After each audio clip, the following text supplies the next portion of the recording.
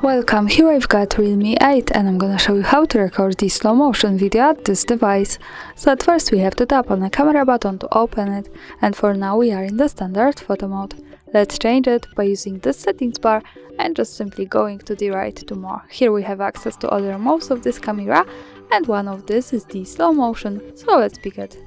And here we are. Now we can start recording this kind of video by using this big red button at the center. So let me start to show you how it works.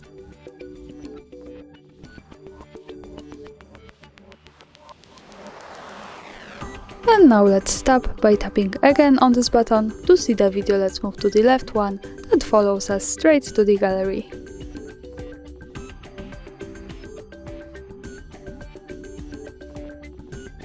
And this is how the slow motion video looks like at this device. Thanks for watching, subscribe our channel and leave the thumbs up.